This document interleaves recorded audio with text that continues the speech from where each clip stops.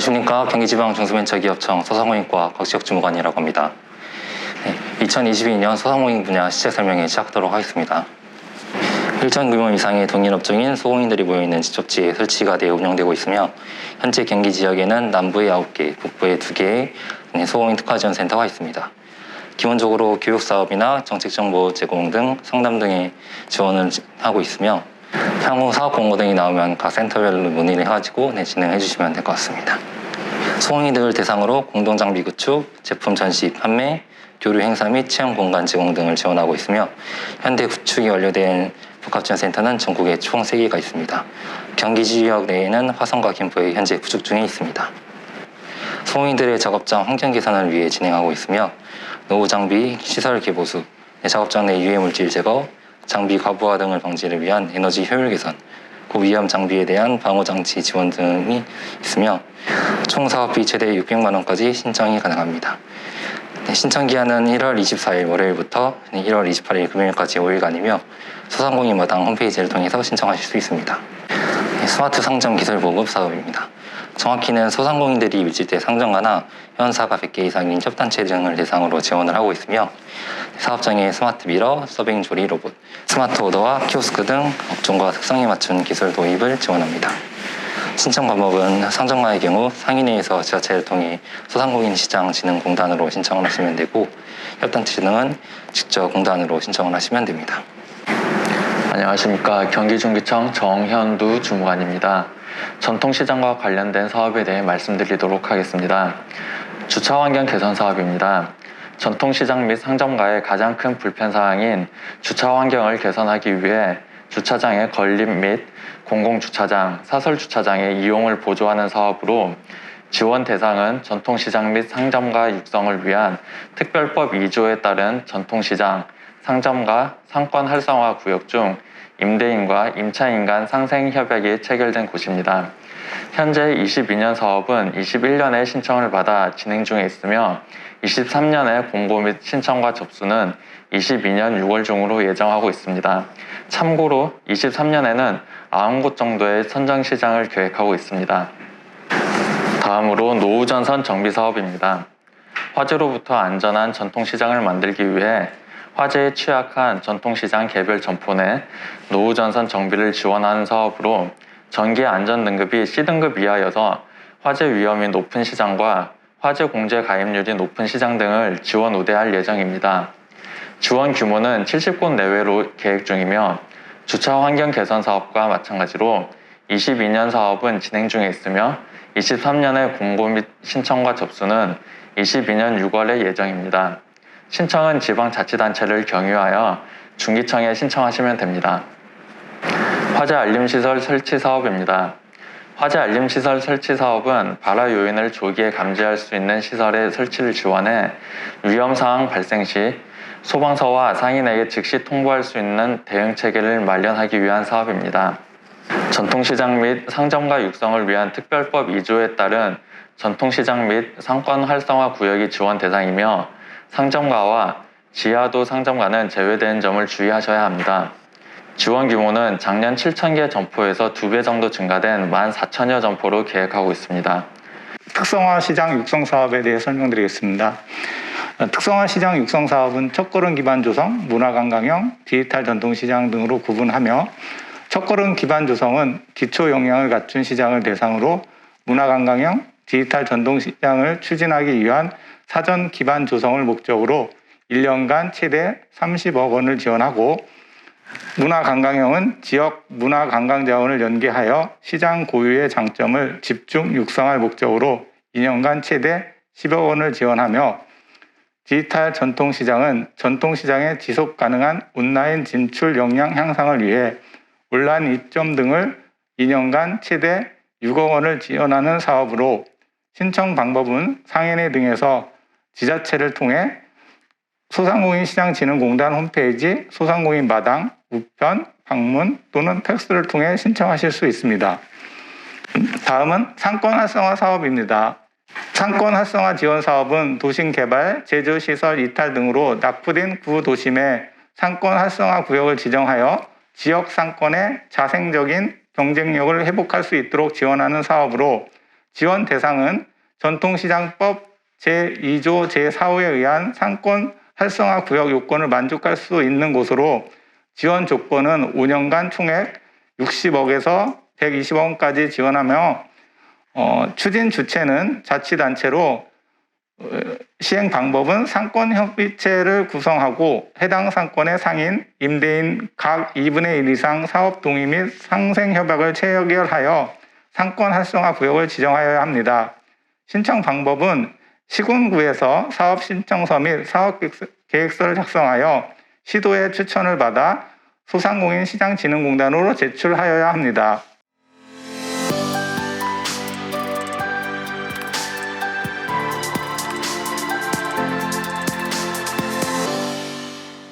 (2022년) 소상공인 분야 지책 설명회 Q&A를 시작하겠습니다. 먼저 소상공인의 범위에 대한 질문입니다.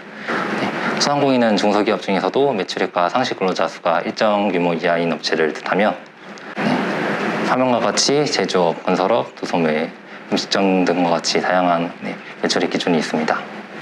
상시 근로자 수에 대해서는 제조업, 건설업, 광업, 운수업은 10명 미만, 그 외의 업종에 대해서는 5명 미만이 소상공인 조건에 해당됩니다.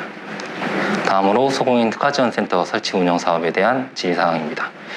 경기 지역의 특화지원센터의 위치, 그 다음에 연락처에 대한 내용이고요. 센터별로 지원하는 업종이 정해져 있어서 화면과 같은 업종에 대해서만 지원을 하고 있으며 마찬가지로 해당 소재지 내에 있는 업체여야지 지원이 가능합니다. 다음으로 특화지원센터별 지원사업이 동일한가요? 라는 질문인데요.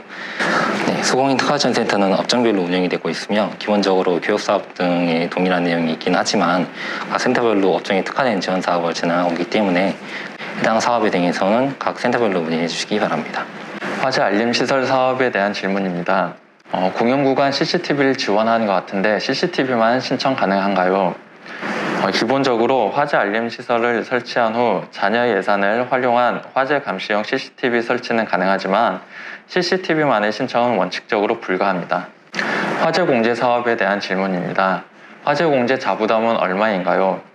화재 공제에 가입하시면 대략 6에서 30만 원 정도의 부담을 하시게 되는데 이 비용 중 경기도에서 50%, 기초지자체에서 40%를 지원 보조해 주기 때문에 실질적인 자부담은 10% 정도라고 생각하시면 됩니다. 구체적인 문의사항은 경기도 소상공인과에 문의하시면 됩니다. 화재 안전점검 사업에 대한 질문입니다. 화재 안전점검을 반드시 받아야 하나요? 19년에 전통시장 특별법이 개정되며 화재 안전점검은 법정 의무점검으로 변경되었습니다. 또한 안전사고를 예방하여 상인분들의 생활터전인 전통시장을 안전하게 지켜주는 무료 점검이므로 점검을 받으시는 게 좋습니다. 이어서 특성화 시장 육성 사업에 대한 질의응답을 하겠습니다. 특성화 시장 육성 사업은 중복으로 신청할 수 있나요? 라는 질문인데요. 특성화 시장 육성 사업 중복 신청은 불가합니다. 첫걸음 기반 조성, 문화관광형, 디지털 전통시장 등 하나만 선택하여 신청하셔야 합니다. 특성화 시장 육성 사업과 타 사업 중복 신청할 수 있나요? 네, 가능합니다.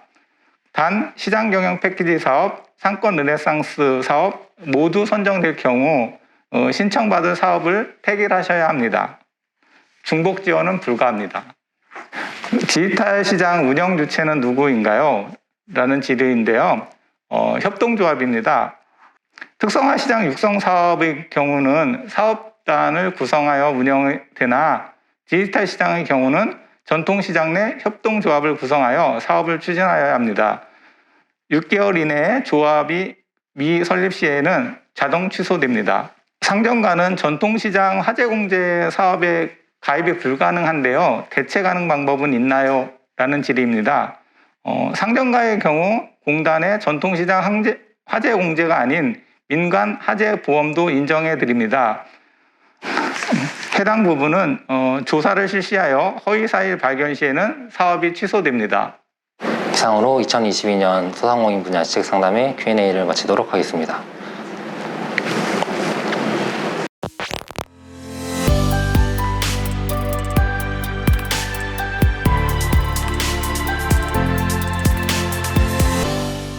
안녕하십니까. 소상공인 시장진흥공단 경기 인천본부 수원센터 센터장 권혁찬입니다. 소상공인 지원 시책에 대해서 설명을 드리도록 하겠습니다. 소상공인 정책자금은 우리 공단에서 진행하는 직접 대출이 있고 은행을 통해서 진행하는 대리 대출이 있습니다. 첫 번째 소공인 특화자금은 공단에서 직접 시행하는 직접 대출입니다. 소공인 특화자금은 숙련기술 기반의 소공인이 필요한 장비라든지 시설 도입, 경영 안정 등에 필요한 자금을 지원하는 사업입니다. 지원 규모는 작년도 준에서 표시를 했는데요. 지원 대상을 보면은 제조업을 영위하는 상시 근로자 수가 10인 미만인 소공인을 대상으로 지원을 합니다.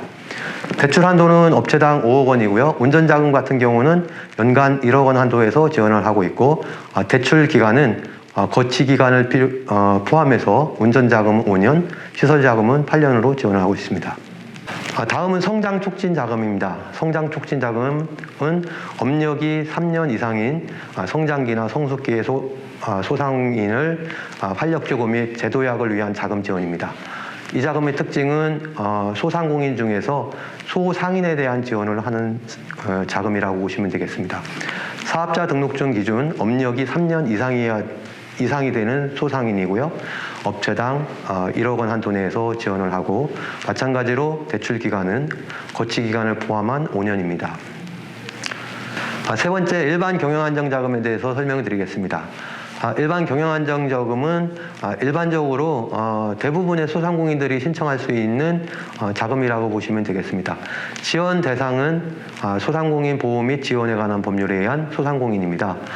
지원이 불가한 경우는 불건전 업종을 한다든지 국세 및 지방세를 체납했다든지 휴폐업 중인 소상공인은 지원이 불가합니다. 지원 내용에서 보면은 대출 한도는 업체당 7천만 원인데 일부 자금에 대해서는 그 대출 한도가 약간씩 상이하기도 합니다. 그리고 대출 기간은 5년이고요. 거치 기간은 2년이 포함이 됩니다. 대출 금리는 제가 대출 금리에 대해서는 다른 자금도 설명을 안 드렸는데, 정책자금 기준금리에서 가산금리 0.6%를 적용해서 그 금리를 적용을 합니다. 정책자금 기준금리는 대부분이 분기마다 변동이 돼서 적용이 된다고 보시면 되겠습니다. 물론 금리가 고정금리로 하는 자금도 있는데 대부분 설명드리는 자금은 변동금리로 운영된다고 보시면 되겠습니다. 다음은 청년고용 특별자금입니다. 정부에서도 청년고용 일자리 창출 차원에서 여러 가지 사업을 하고 있는데, 청년고용 특별자금은 청년이거나 또는 청년 고용한 소상공인에 대한 경영 활성화를 지원하기 위한 자금이라고 보시면 되겠습니다. 지원 대상에 보면은 청년 소상공인은 만 39세 이하, 그리고 전체 상시 근로자 수 중 50% 이상이 청년 근로자를 고용하거나 최근 1년 이내에 청년 근로자를 고용한 사업주한테 지원하는 정책자금이라고 보시면 되겠습니다. 대출 한도는 업체당 1억 원이고요. 대출 기간은 마찬가지로 5년이 적용이 됩니다. 스마트 소상공인 전용 자금입니다. 혁신형 소상공인이나 스마트 공장으로 지정된 소상공인의 지속 성장을 마련하기 위해서 지원하는 자금인데요. 지원 대상은 혁신형 소상공인으로 지정된 소상공인, 그리고 스마트 공장 보급 확산 사업에 따라서 스마트 설비를 도입을 했거나 도입이 예정인 기업, 그리고 스마트 공장 수준 확인 등급이 레벨 1에서 레벨 1인데 5인 이상 기업이 해당이 되고요. 지원 내용을 보시면은 대출 한도가 업체당 5억 원 이내고요. 운전자금 같은 경우는 1억 원이고요. 그래서 대출 기간은 운전자금 5년, 시설자금은 거치 기간을 포함한 8년이라고 보시면 되겠습니다. 창업 지원은 창업 지원 중에서 예비 창업자나 기존에 사업을 하고 있는 분들 중에는 지역이나 업종별 상권 정보를 제공하는 상권 정보 시스템이 있습니다. 상권 정보 시스템을 통한 간단 정보나 상세 정보를 이용하시면은 과잉 경쟁을 예방하고 준비된 창업을 유도할 수 있습니다. 뿐만 아니라 통계 정보도 제공하고 있어서 정책 통계나 업력 현황, 뭐 업체 현황이나 매출 지수 이런 과밀 현황 같은 거를 제공을 하고 있어서 경쟁 점포 분석이라든지 다양한 서비스를 이용할 수 있습니다. 다음은 신사업 창업사관학교입니다. 신사업 창업사관학교는 예비 창업자를 위한 온 오프라인 창업 환경을 고려해서 교육을 시키고 준비된 창업을 유도하는 사업입니다. 다음은 소상공인 언컨택트 교육입니다. 소상공인 언컨택트 교육은 종전의 사이버 평생교육원 교육입니다. 사이버 평생교육원은 인터넷에서 보시면은 소상공인 지식배움터라고 edu.sbg.or.kr인데요. 여기서는 예비 창업자나 기존에 사업을 하고 계신 분들이 지식배움터에 소상공인 교육 콘텐츠를 많이 업로드 해놨습니다. 이걸 통해서 수시로 편하신 시간에 소상공인들이 접속해서 이용하시는 서비스라고 보시면 되겠습니다. 첫 번째 소상공인 언컨택트 교육 중에 경영교육입니다. 과거에 바우처 방식 전문 기술이나 경영 개선 교육을 하는 건데요. 지원 절차는 별도의 사업계획 공고가 있으면은 소상공인들이 교육을 신청하시고 교육생을 선정해서 교육을 수강한 이후에 교육비를 환급받는 형태로 진행이 됩니다. 다음은 소상공인 역량 강화를 위한 컨설팅 사업입니다.